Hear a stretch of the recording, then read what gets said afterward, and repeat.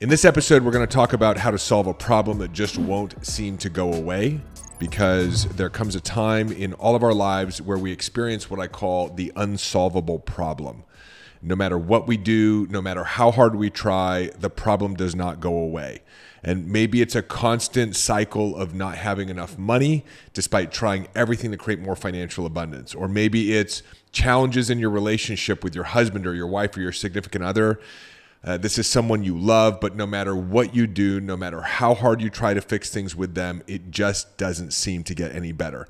Maybe it's a challenge with your kids. Maybe it's a chronic health condition. Maybe it's wanting for years to discover your purpose. No matter how hard you push, no matter how hard you try, the problem doesn't go away. In fact, it just seems to get bigger.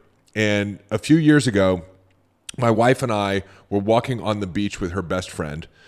Her best friend was deathly afraid that she was getting too old, that she was never going to meet the man of her dreams, that she wasn't going to have kids, that she was going to be alone for the rest of her life. I would say, most people talk about the biggest fear people can have is the fear of public speaking. Her fear was that she was getting too old to ever meet anybody.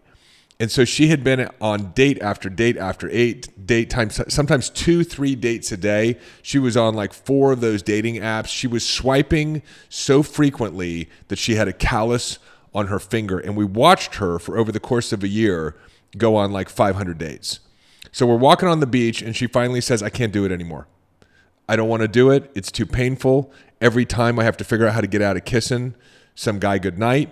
It's just so exhausting. It's so disappointing. I don't care if I never meet the man of my dreams, but I'm not going to continue to be this dating bandit. She gave up. 2 weeks later, she meets her husband. She's now got a beautiful family, 2 kids. What happened? Well, what happened, if you're going through something like this, is that you're experiencing what we call your core program. Okay, now let me elaborate. Each of us has a core program. For me, it was this belief that there was something wrong with me that was materializing as health challenges that I could point at and go, see, there's something wrong with me. And no matter what I did, no matter how many doctors I saw, I have access to some of the best physicians, functional medicine doctors, naturopathic doctors, stem cell specialists in the world. They could not, and I could not, solve my health challenges. I can't tell you how many times I went into a specialist and said, well, geez, wow, we've never seen this before. It's like, yeah, no kidding. My wife, for her, it was this feeling that she can't trust people and that she'll do it on her own. And if she wants to do it right, she's got to do it herself. And a mechanism of controlling things around her. Some of you may relate to my story. Some of you may relate to my wife's story. And no matter what she did, as she was building our business, the team would continue to make mistakes. And her greatest fear that something would go wrong would actually happen no matter how much she controlled, no matter how much she was burning herself out, no matter how much she took on her own shoulders, she was continuing to experience this unsolvable problem. And what we see is that these fears and these beliefs, this fear that there's something wrong with me, and health challenges was something I learned at a very early age from my mom and from my dad. And so this was a core trauma for me growing up. For my wife, it came out of a particular situation where she concluded, I can't trust people. I'm never going to trust anybody again, and I'll just do everything on my own. And so the originating traumas in our lives, sometimes traumas that we're not even aware of because they're subtle. It's not a physical abuse. It's not a sexual abuse. It's more of a slow drip emotional abuse that we experience, form belief systems that are materializing this experience in our life that no matter what we do, no matter how hard we try, no matter what type of external resources we seek, we cannot solve the problem. For another friend of mine, it was shame and guilt. He grew up gay. He knew he was gay at 10, 11 years old. Grew up in an environment where he couldn't be himself. Grew up in an environment where his dad would tell him that he was an idiot. And so he was ashamed of himself, which parlayed nicely into the fact that, back in the early 2000s, mid 90s, he was gay, couldn't tell anyone, felt like there was something wrong with him, and felt the shame and guilt. And so life will keep bringing you these experiences over and over and over again. Why? Well, number one is because the brain is a goal-achieving machine, and your beliefs are creating your reality. Now, my wife and I, we've been in personal growth for years. So you could say, well, why not just change the beliefs, Dave? You have all these other episodes where you give us these tools for changing your beliefs. You've got courses and programs and live events where you're telling us that we can come and change our beliefs. That's absolutely right. But your core program is a special type of belief, and you cannot change it no matter what tools you have access to, whether they're my tools or anybody else's tools. You can't change it through meditation. You can't change it through managing your physiology. You can't change it through reframing or stories or incantations or neurosculpting, somatic release. None of the tools out there will allow you to alleviate yourself of this core program, this core limiting belief. Several years ago, I had a breakdown. I've been very public about it. There were a lot of things going on. COVID, contraction in my business, having to make a lot of pivots because we're used to getting together with people in person at seminars and live events, and that obviously wasn't happening. My wife was pregnant with our first son. She and I were having a lot of challenges. Some of it was hormonal. Some of it was just our relationship growth. And one day I felt an overwhelming amount of stress that I could not let go of, and I had my version of a nervous break. And when I had this breakdown, my brother, Coach Mike, who's in the clinical world, said, hey, talk to one of my therapists. And I spoke to one of the therapists. They referred me to a psychiatrist, and he wanted to put me on medications. And I hadn't been on medication since I was 33 years old. From 17 to 33 years old, doctors had me on anti-anxiolytics and SSRIs for my anxiety, quote-unquote anxiety disorder. But when I learned how to actually process the emotions and when I understood what anxiety really was, I got off the medications. For those of you who are struggling with anxiety, I highly recommend you watch one of my earlier episodes called Anxiety Endgame, if you want to overcome it and truly understand what the source of it is. The doctor said, look, we need to put you on meds because you're just experiencing extraordinary high levels of stress. Your nervous system's just in fight or flight. And I was like, all right, I'm willing to do whatever it takes. I felt a little bit ashamed. It's like I'm a teacher of transformation, but I had a baby on the way. The stress had been building. I was having a hard time sleeping. I had insomnia for months. And so I got on the first medication, and I had some very rare side effects and had to get off of it. He said, well, we'll put you on a second medication. So they put me on the second medication. 3 days later, I had, I guess, a side effect that they weren't even aware that you could have with this medication. He's like, well, we can't put you on the medication. And my brother made a recommendation. He said, hey, when you were experiencing unmanageability in your life before, you went back, you got into a 12-step program. He said, why don't you go back and start working a 12-step program? So that's what I did. Even though I didn't have a desire to drink, I started going back to Alcoholics Anonymous meetings and got back into 3 meetings a week and started working the steps. 12 steps are an amazing technology for healing and transformation. But rather than working the steps around my alcoholism, I worked the steps around what I felt like was chronic worry. And as I started working the steps, I had some major realizations. I realized that this chronic worry wasn't even really about my health. It came from this early limiting belief, this core trauma that sounded something like there's something wrong with me. And my mom, in her late 30s and early 40s, started having a lot of health challenges because it was the materialization of there's something wrong with me in her. And I actually learned there's something wrong with me from her because her mom was abusive and made her feel like there was something wrong with her. So it materialized in my mom as chronic health conditions, and now it was materializing inside of me as chronic health conditions and worry about my chronic health conditions and worry in general because I was consistently in hypervigilance and fight or flight because I always felt like I was going to do something wrong or there was something wrong with me. And over time, that accumulated tension on my system and started materializing literally within my body as there's something wrong with me. So I started working the 12 steps of Alcoholics Anonymous again. And the first 3 steps are incredibly powerful, and they're paired together. The first step is we admitted we were powerless over alcohol and that our lives had become unmanageable. And the second step is we came to believe that a power greater than ourselves could restore us to sanity. And step 3 is we made a decision to turn our will and our lives over to the care of God or our higher power as we understood him.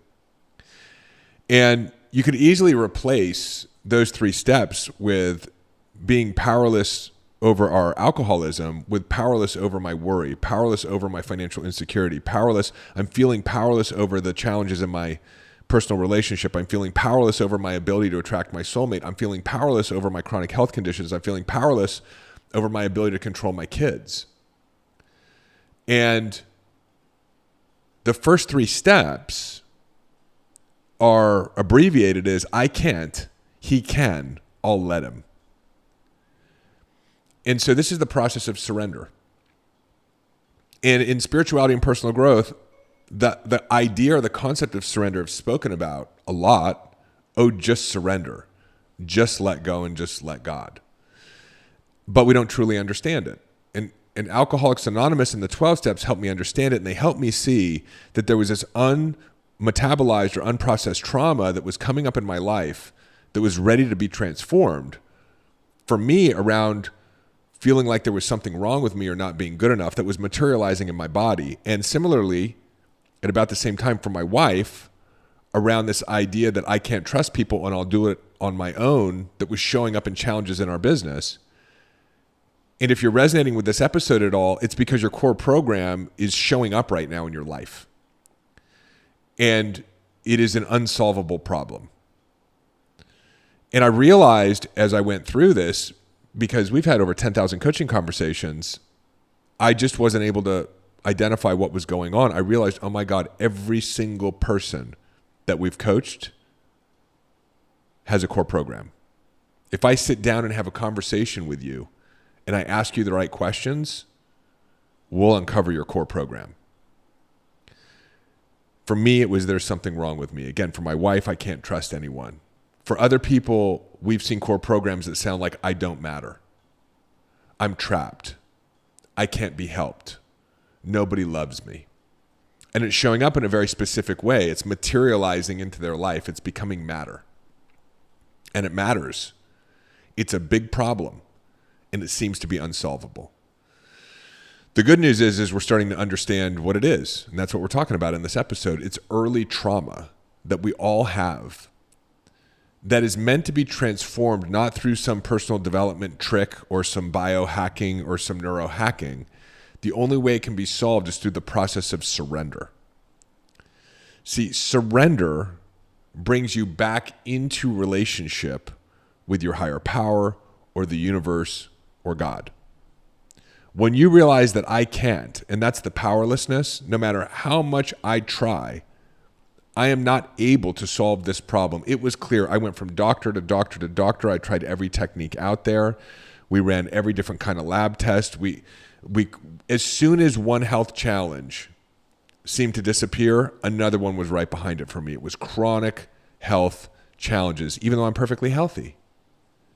So there was no external support or resource that could solve this health challenge for me, because the health challenge wasn't actually the thing to be solved.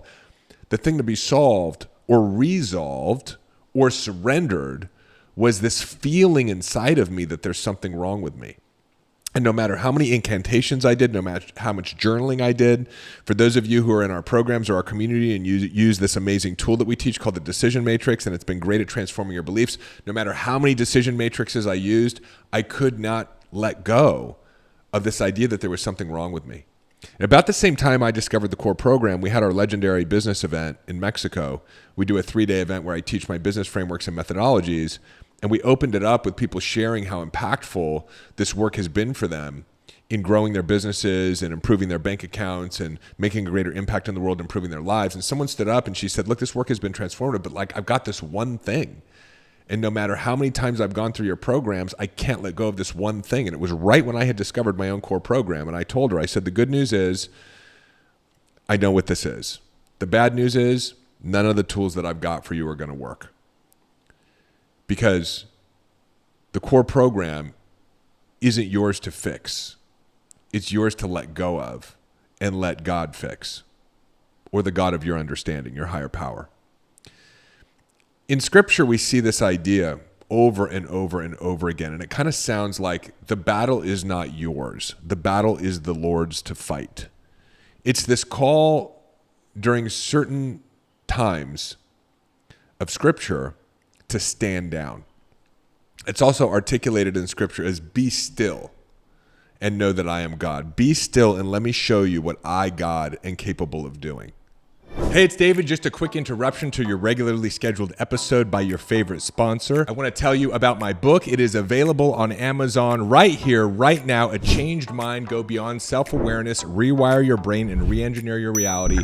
In this little book are all the frameworks, the tools, the methodologies that I talk about on this show and that I've used to actually change my mind and that tens of thousands of other people have used to transform their bank accounts, their businesses, their relationships, their health, their spiritual connection, everything that you want to achieve. This is the way to achieve it. And Amazon has done us a good one right now. It's significantly discounted. So you can go and pick up your copy, or better yet, pick up a copy for a friend too. There's nothing better than giving the gift of transformation right now. Hop on over to Amazon. There's a link in the show notes. And if you love the book as much as I loved writing it for you, do me a favor, let me know that and leave a review. And now back to your regularly scheduled episode.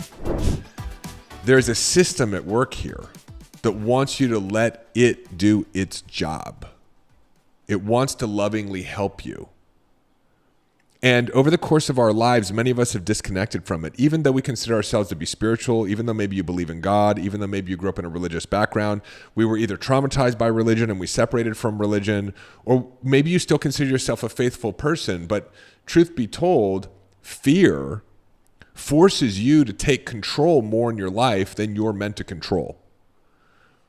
We're meant, I think Jesus said, my yoke is easy, right?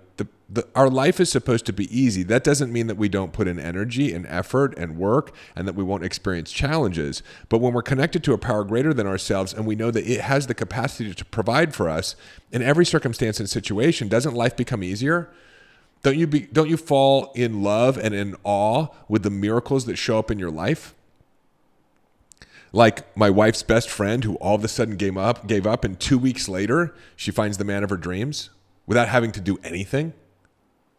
So that's what's available to us, but fear makes us forget about that. It disconnects us from our relationship, from where we came, from our higher power, from the universe, from God. And so the core program as a trauma is actually a setup. It's a seed that's planted inside of you. And between the ages of 35 and 55, it starts to sprout and grow. What's happened is, as a result of that early trauma, you develop some compensations or some skills. You use those skills, and it's wonderful that you develop them. Like, I became very contemplative. I'm able to scrutinize things. I'm able to really think things through. I'm able to ruminate and imagine and be creative in a healthy way. I kind of obsess about ideas. But as that built up momentum over the course of my life, and I look back and there are ways that it's helped me, it started to take over my life. And that ability to imagine or ruminate or contemplate or academically approach things turned into worry. And that worry had become crippling. My wife's ability to pull herself up by her own bootstraps and not need anyone else to help her allowed her to become tenacious and strong and disciplined. And she is a lady boss of a woman combined with beauty and spirituality. Like, she has it all. She's amazing. That's why I married her. But that need to control things for fear of being hurt again or not being able to trust other people became crippling in her life, right? It built up too much momentum. But that's intentional. It's by design. I believe that God gives us this core wounding and core trauma knowing that 30, 40, 50 years from now, it's going to call us back home.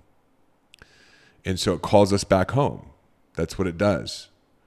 And it will surrender you back into a relationship with your higher power, or it'll bring you to your knees until you realize there's nothing you can do to actually fix this unsolvable problem. You have to trust in God or a higher power and actually back away from the problem itself. And that sounds very counterintuitive. You're telling me to solve my financial insecurity, I should stop worrying about my finances? That's what I'm saying. This is not your battle to fight. You're saying to overcome my health challenges, I should stop going to see doctors. Look, I'm not telling you that because in the world we live in, that could create a problem on YouTube. But I'm just saying, if it hasn't been working, try something different. And the thing that you're most afraid to try is probably the thing that you need to do. And for most of us, that means stop trying to solve the problem. Because the problem feels serious in our life. And we've learned that in order to transform circumstances and situations, we have to bring ourselves even closer to the problem, scrutinize the problem, push up against the problem. That's what we do in the world, right? You can look at how, there's a war on terror, there's a war on drugs, there's a war on viruses and bacteria now. There's a war on everything. But anytime we start to apply energy towards something to try to get rid of it, it only grows. And that's metaphysics, that's physics. That's an understanding of how energy works. And so if you keep pouring your attention towards the problem is just going to get bigger. One of my friends and mentors once said, what you make matter matters. What you make matter becomes matter. What you make matter matterifies into your life. It just gets thicker and more solid. And before you know it, it's got so much mass that it has its own gravitational pull and you're being pulled around the problem. And so you've got to disassociate from it. You got to step away from it. But it feels really scary because that's not how we're used to solving problems. But that's what your higher power God is calling you to do. Let me do my job and I will take it from you if you're willing to let go of it. It requires courage and it requires faith. In recovery, there are sort of these three elements that we look at in those first three steps. We look at this idea of insanity, the insanity of our lives.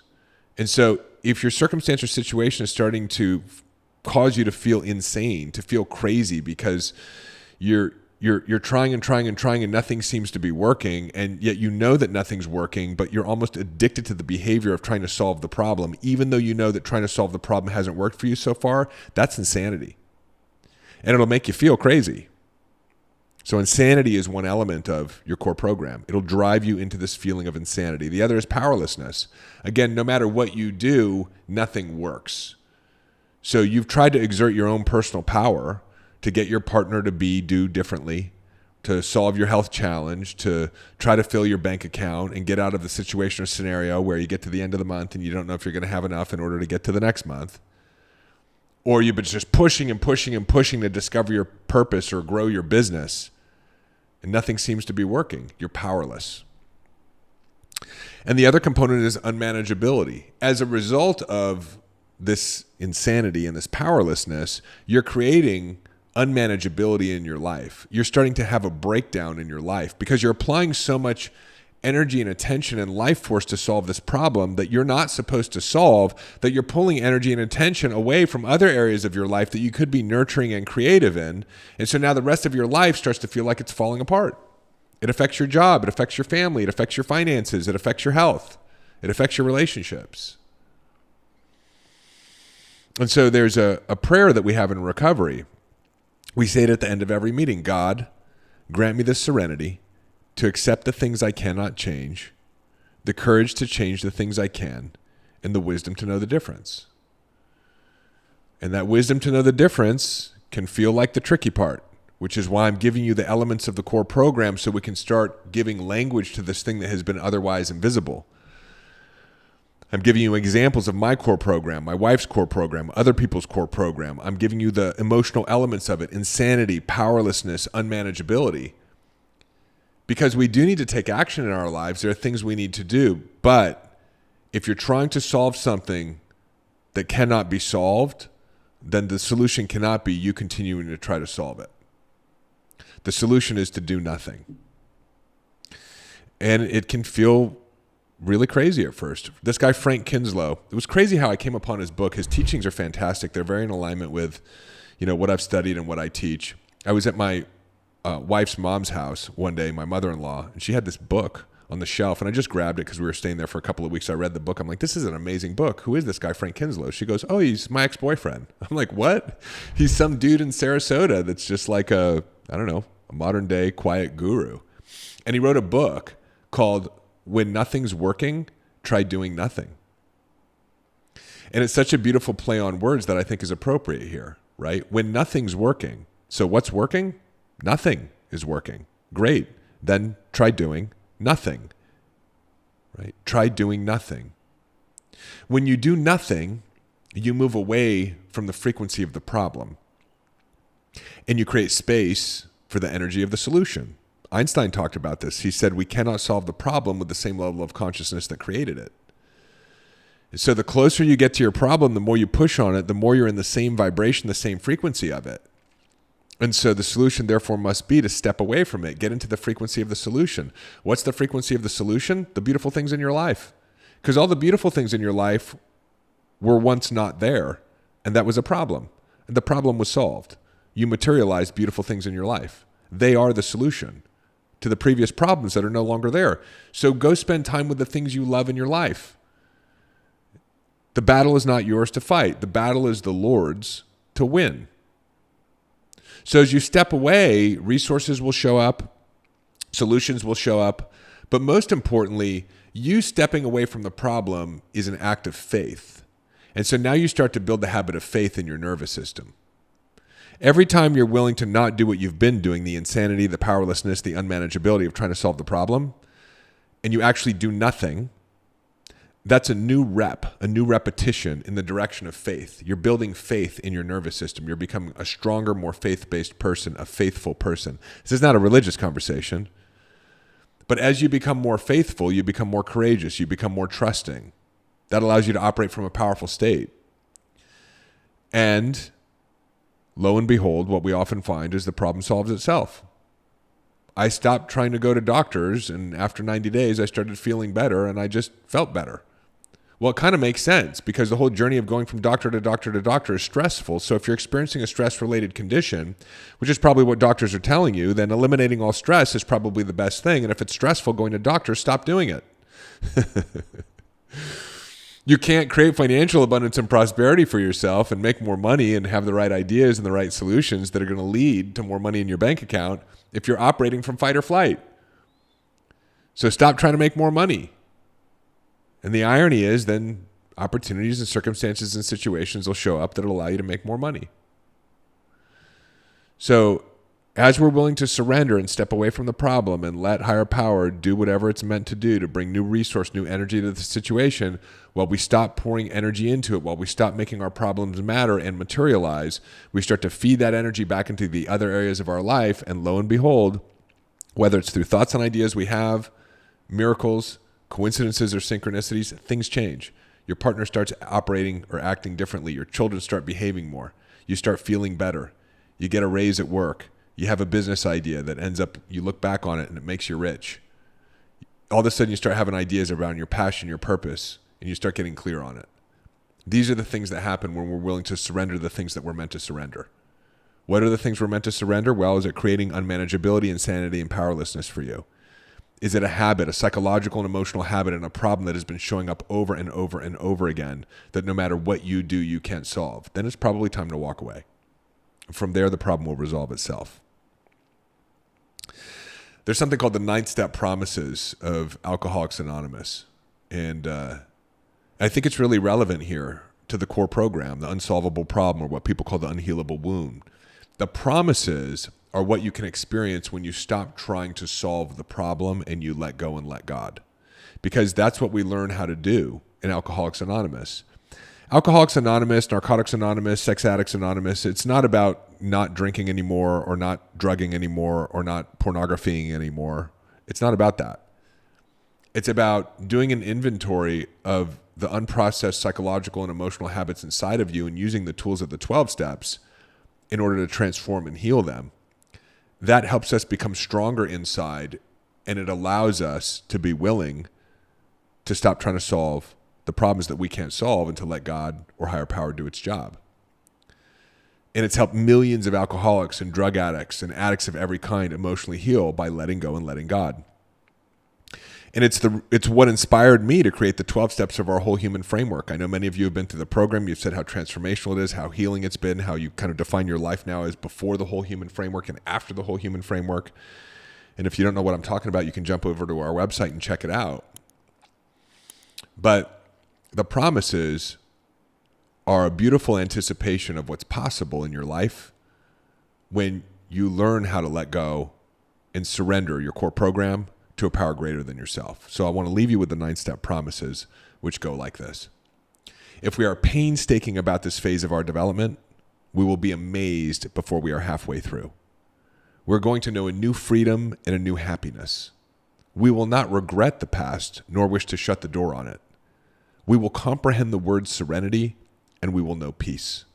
No matter how far down the scale we have gone, we will see how our experience can benefit others. That feeling of uselessness and self-pity will disappear. We will lose interest in selfish things and gain interest in our fellows.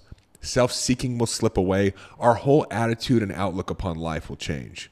Fear of people and of economic insecurity will leave us. We will intuitively know how to handle situations which used to baffle us. We will suddenly realize that God is doing for us what we could not do for ourselves. Are these extravagant promises? We think not. They are being fulfilled among us, sometimes quickly, sometimes slowly. They will always materialize if we work for them.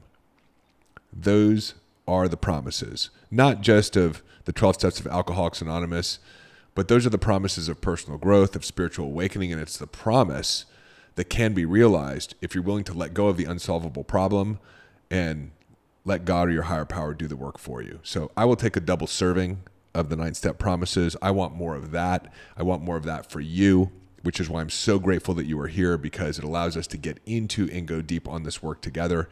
You are doing a great job. Just know that for every challenge you're experiencing, there is an answer. Do me a favor, leave a comment. If you're following along on YouTube, subscribe, hit the bell button so you can get notifications. If you love this episode and you feel like someone in your life needs to hear it, share it with them. And if you're following along on the audio platforms and you haven't yet, please, please, please give me a rating or review. That's the way we can get this work out to more people and bring even more people into this work together with us.